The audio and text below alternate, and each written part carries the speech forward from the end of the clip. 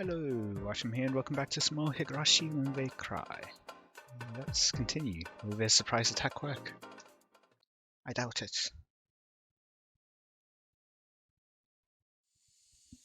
Hotel Moderato. Despite its name, it had a cheap stained sign out front. A dilapidated business hotel on the outskirts of town, the perfect place for someone to lay low in. They might draw in some guests if they renovated the building into a more modern love hotel, but it was clear they didn't have the capital for renovations and could go under any minute. That's the kind of hotel it was. Tomotoki was staying in one of the rooms on the second floor. The interior of the room was worse than his previous hotel. It only had a bed and a phone. That phone was what he needed the most at the moment. If he didn't have to receive regular reports, he would keep changing hotels, which was safer. But he needed up-to-date information from the research division, and his course of action would change according to that information. Moving about unnecessarily might cause miscommunication in case of an emergency. Tomotoki never suspected there was a spy in the research division. The ticking sound from the clock echoed throughout the room. It was almost 9 a.m. The phone might not ring at 9 on the dot. Tomotoki waited in front of the phone patiently.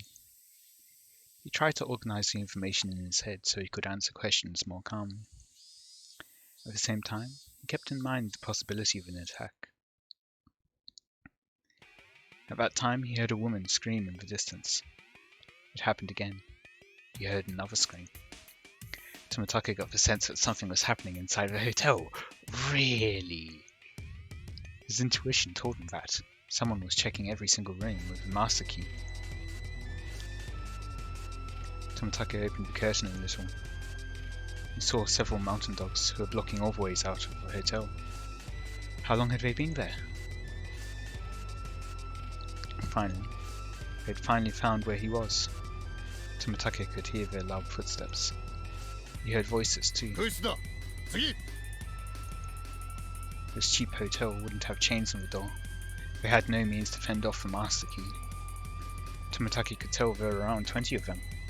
No, maybe there were more. There'd be no use trying to fight with them. All he could do was hide. Under the bed, or in the bathroom. At the very least, the ceiling wouldn't open up like in the movies. Should he jump up a window? It was the second floor after all. It was perfectly possible to survive the jump. They would be expecting that, however.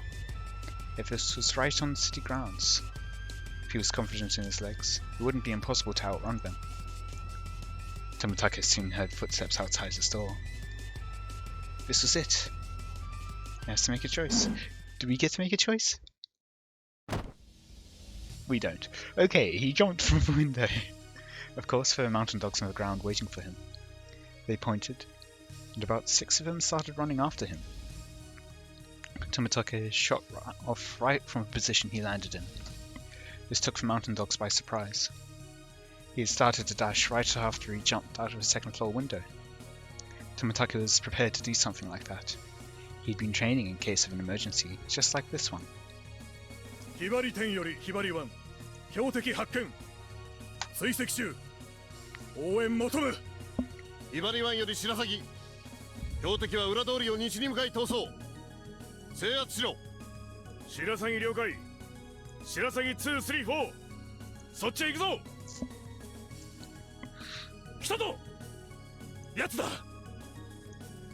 Three members of the mountain dogs jumped out from behind the streetlights and stood in Tomotoki's way.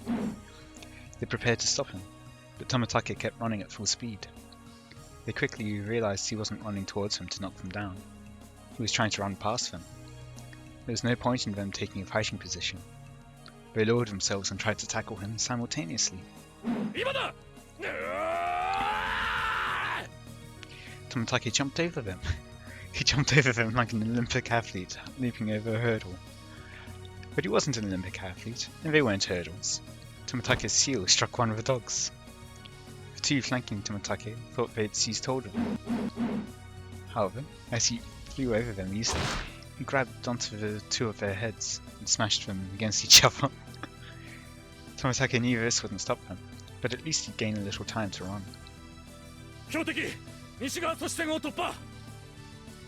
追跡中。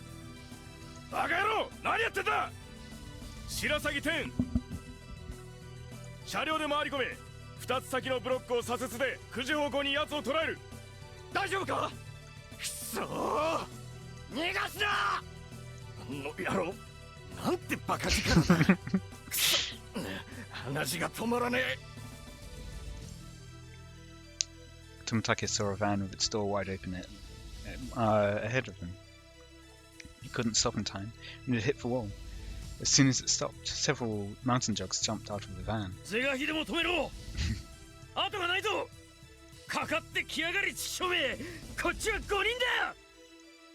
Tomatake saw 5 men ahead of him, but he didn't think even those 5 could stop him. Why do trains sound their horn at people on the rails? It's not because the train will get damaged, it's because the people will get hurt.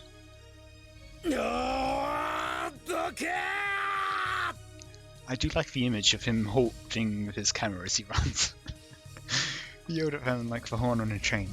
He wasn't warning them because they were in his way. He was warning them to move so they didn't get hurt. こっちはこれだけ人数がいるんだ。体重だけ見たって奴の5倍だぞ。それで押しかけてもなお奴を止められないってのか。ありえない。ありえねえ。絶対ここで止めろ。かかれー。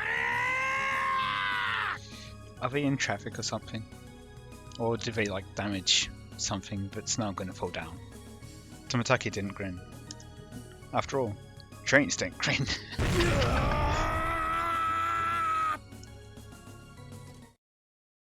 Oh? Okay, I was beginning to think maybe it crashed. Oh? 本当あっさりだったわね。いろいろと聞きたいことがあるわ。殺しちゃダメよ。こっちへ連行して。どうせ殺すけど、彼には似合いの死がすでに用意してあるんだからね。That's really brightened up her mood. The phone continued to ring inside of Tomatake's empty hotel room. Within 30 minutes, Tomatake was dragged through the back door of the Irie Institute, wearing a gag and handcuffs.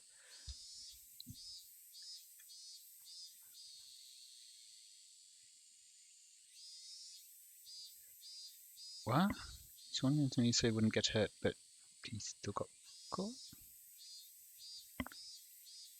Tomatake didn't even move as though he was sedated. Mountain Dog members had carried him out of the van. Irie saw Tomatake from his window and came out of his office in a hurry. Takano was already there. これは何事ですか、高野さん。 The mountain dog silently glared at Irie. He realized that he shouldn't have left his room. 二郎さんの姿が見えないと思ったら、なんと末期発症をしていたのですわ。不審に思い、山犬たちに探させていて正解でした。Oh. 末期発症？富武さんがですか？ Of course, Tomatake didn't reply. Irie decided not to say any more. そうですか。それはとても不幸なことです。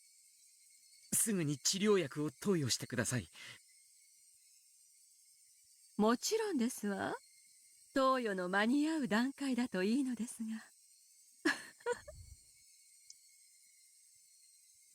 Irie already knew. The mountain dogs had tracked him down. Irie wasn't sure if Tomatake was able to arrange something with Tokyo. He wasn't even sure if the bloodhounds had been called in. He could guess that Tomatake didn't have time. If the bloodhounds were called in, the mountain dogs would catch that information. And if that was the case, they would likely drop everything, and run. But Tomatake was captured, and they brought him back to the Institute. That meant that it hadn't gone that far, and they were still trying to fix the damage. In other words, Tomatake wasn't able to do what they had hoped for. What were they going to do to Tomatake? Since they brought him back alive, were they planning to torture a confession out of him? That would be very dangerous for him. He'd likely end up dead. Irie realized that he had to do something in Tomatake's place. The main reason why Irie had to rescue Tomatake was because he had no way of contacting Tokyo on his own. Takano wanted Irie to be useless, so she never told him about how to get in touch with Tokyo. Irie could receive phone calls from Tokyo, but he could only call them through Takano. Therefore, Tomatake was a key. Unless Irie rescued him, they couldn't possibly win.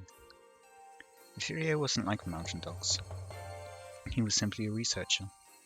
There was no way Irie could rescue Tomatake from such a high security area. There are 8 mountain dogs in the building.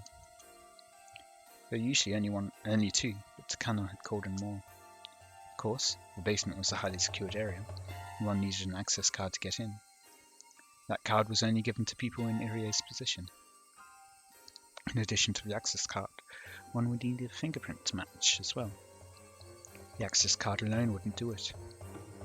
Therefore, the only person who could rescue Tomatake from that high security basement was Irie.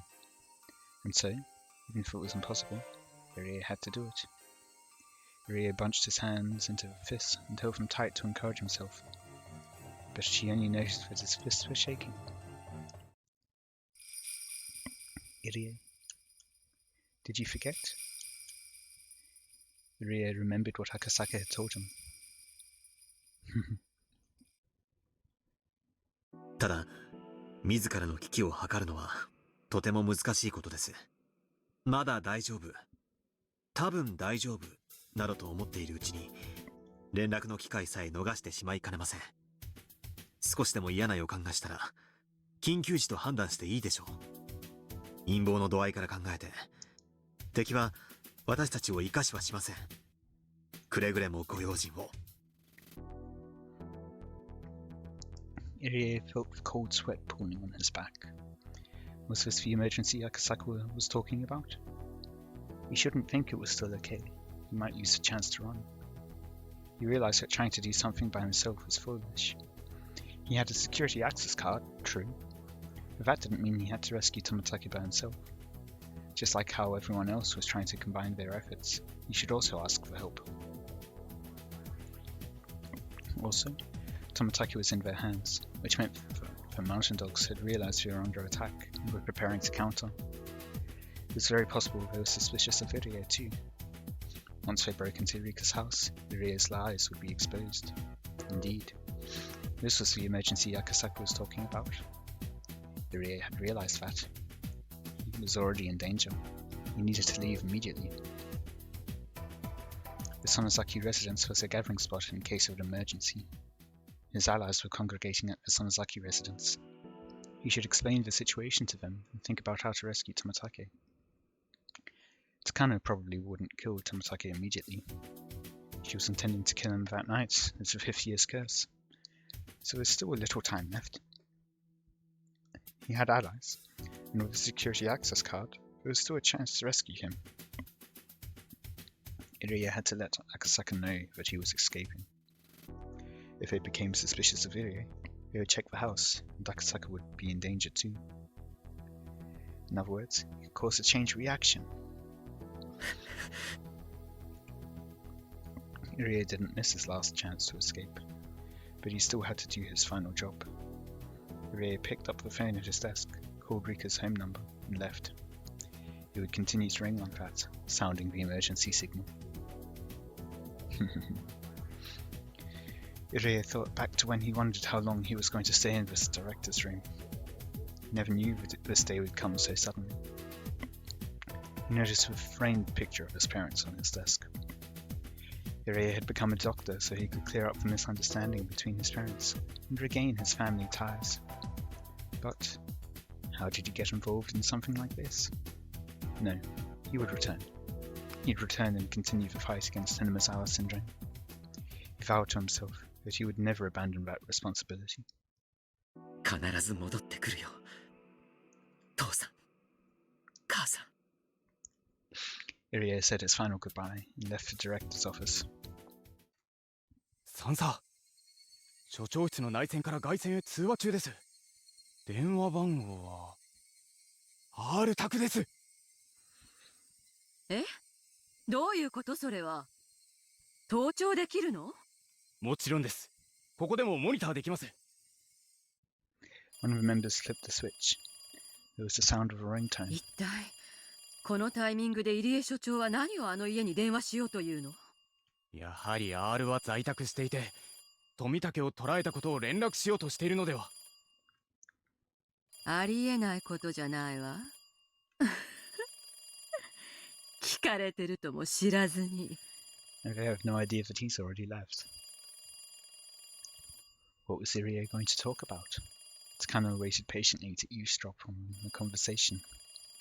There was nothing but a ringtone. It had been over 30 seconds.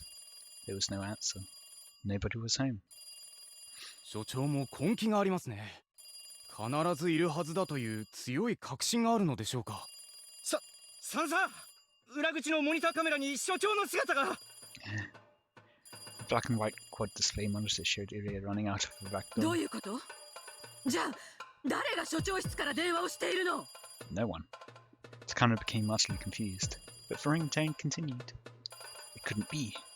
Tsukano finally realized what was going on. 罠よ。奴は私たちが監視しているのを知ってて、わざと空電話をかけて油断させた。入江は裏切り者の仲間よ。捕らえて。一回保安室。入江所長を制圧せよ。標的は裏口から職員駐車場へ。The two mountain dogs who were playing cards in the security room on the first floor jumped into action. The security room was located next to the back door, so Irie was still within reach. Irie had made a serious mistake. He could have left the clinic during the 30 seconds Tsukano and two men were listening to the ringtone. But when he got to the parking lot, he realised he forgot his car key on his desk in the director's office, so he had to go back and get it. It was only at this point that he realised he shouldn't have gone back. He should have escaped on foot. But Irie wasn't used to emergencies, unlike Akasaka. It was a typical mistake any normal person who had never gone through anything dangerous would make. Though he made mistakes, he didn't forget to call Akasaka. People usually become extremely clumsy when they're in a rush. All he has to do is turn the key, but he couldn't even do that smoothly. He kept turning the key, and finally the engine started. Irie still thought he was alright. Even if one of them questioned him, all he would have to do was say that he was going out to get something. When he released the handbrake with his sweaty left hand, he saw two of the mountain dogs dashing out the back door. As the two of them looked round, Irie's eyes met with one of theirs in the rear view mirror. He pointed at Irie's car, and the two of them started running towards it. The two of them looked extremely serious, and certainly not like they were chasing after him to return the dropped pen.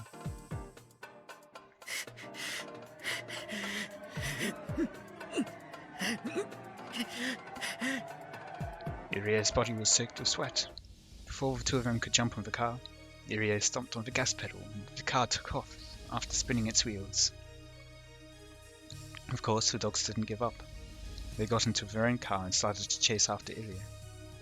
保安より本部。所長は車両で逃走中。強制停車させますか？さんさ。高野よ。おそらく行き先は古出神社ね。神社に行かれたら今日は人だらけ。捕らえることは難しくなるわ。多少の怪我も構わない。行かせてはダメ。強引に停車させなさい。保安了解。これより強制停車に移る。念のためバックアップを送れ。どうぞ。本部了解。ウグイスをバックアップに送る。だがバックアップは待つな。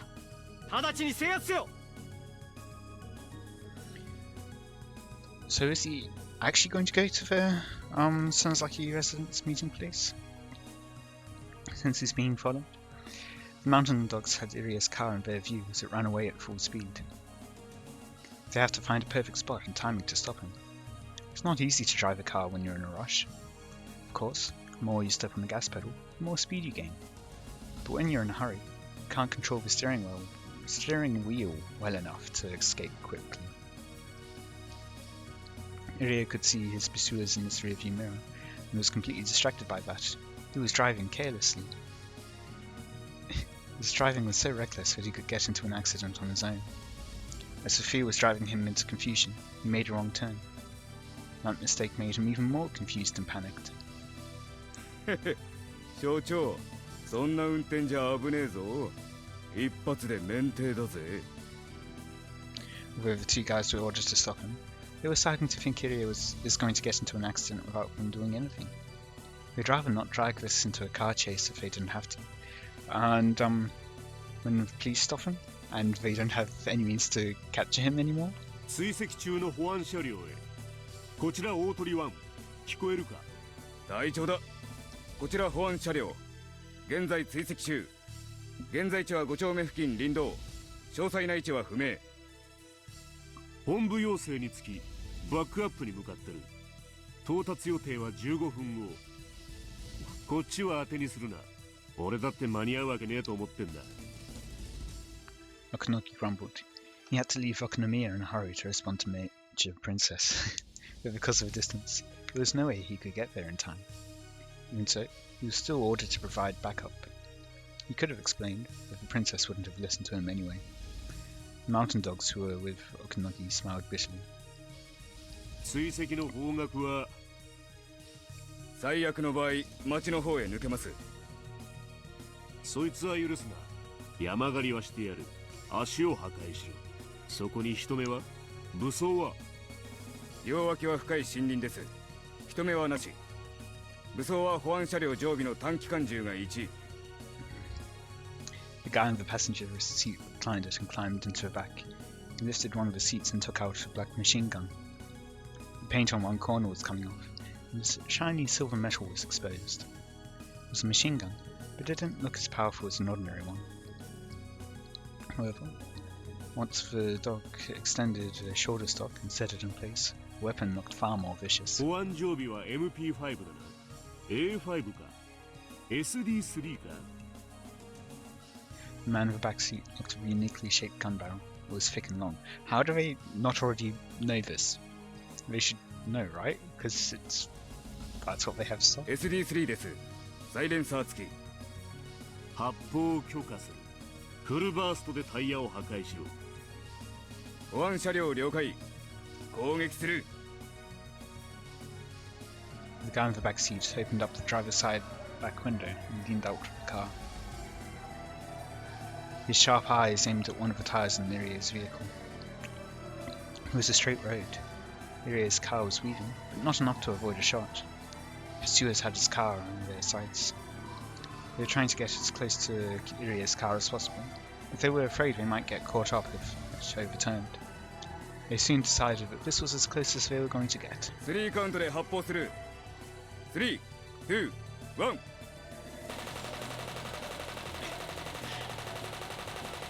The sound of a machine gun made was a lot quieter than what people would imagine, but its power was unimaginable. One of the tires of Iria's car was cut to shreds and collapsed in a puff of white smoke. Because one tire collapsed all of a sudden, Irie lost control of his car. He tried to steer away, but that made things even worse. As it spun, Iria's car drove off the shoulder of the road and slid down the slope into the forest.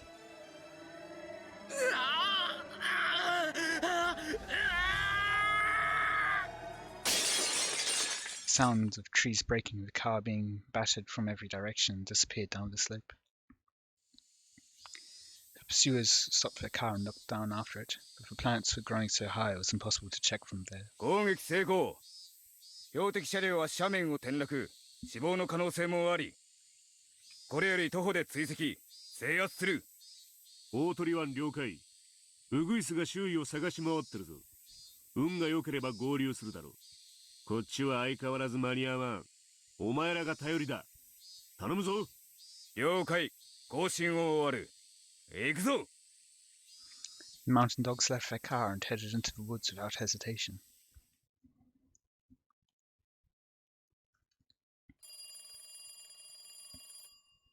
Akasaka had received the phone signal from Irie.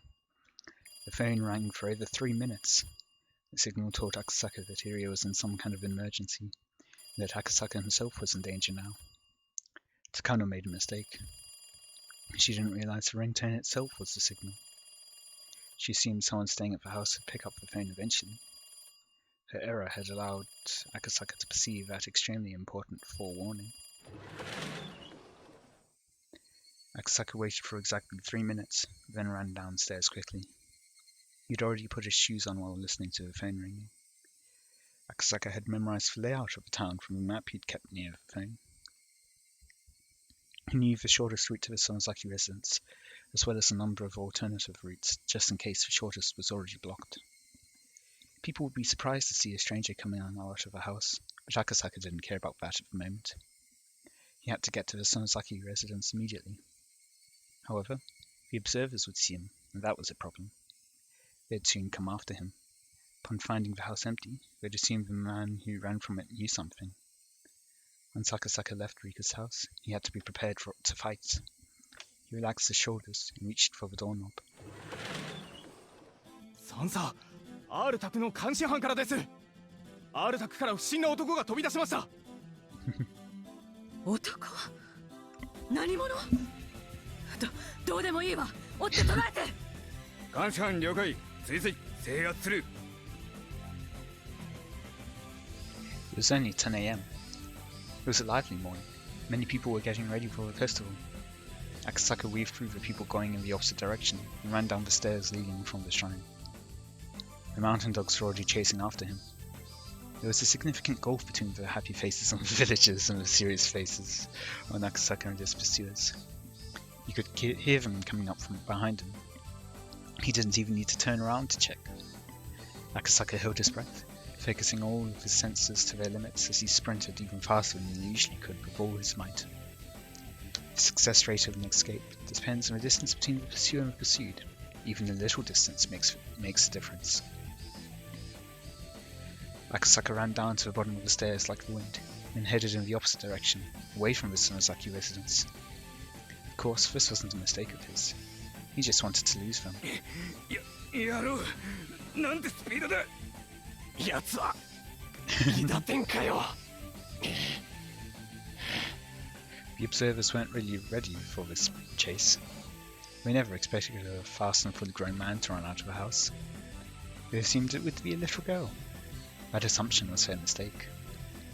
Besides, Akasaka's locomotive-like power was nothing like that of normal people. There was no way they could catch him. Mountain dogs fell for Akasaka's trick.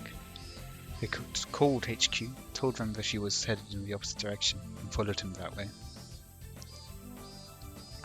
Akasaka was confident that he could have had them completely confused if he'd had a little more time. Not only that, he could have attacked them individually.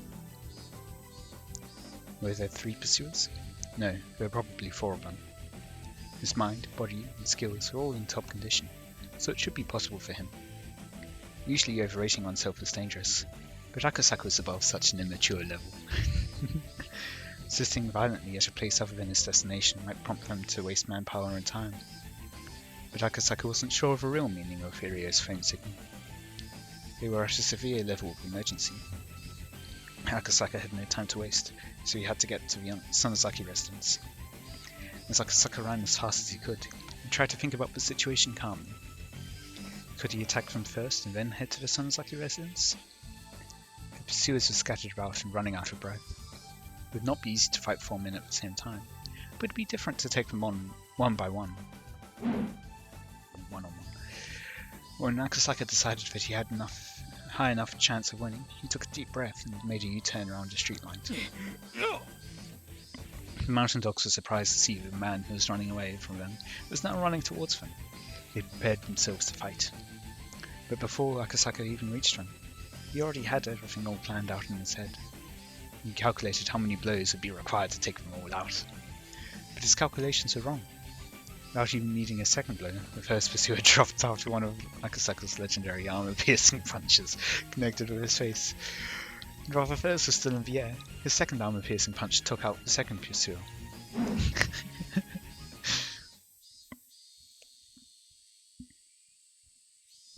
There was a chorus of cicadas, which woke Kiryu up. He needed a little time to realize what had just happened. His seatbelt had saved him from serious injury, and this, audience, is why you always wear a seatbelt. However, it was sheer luck that the metal parts of his seatbelt didn't get tangled and that the door didn't become warped. He was on the bottom of a slope, near a different forest road. Irie endured the pain and removed his seatbelt. He got out of the car soon after. He heard someone walking towards him through the bushes. A pursuer. He couldn't get caught just yet. If he was captured, it would be impossible to rescue Tomitake. Not only that, nobody would ever know that Tomitake was captured in the basement of the clinic. Even though Irie knew that he was hopeless, he couldn't falter here. The only thing he could do was resist them, and run for as long as he could. But as soon as he started to run, Irie realized it. And I'll leave us on that cliffhanger tonight. I hope you all enjoyed. Let me know any feedback you have in the comments. Until next time, see ya.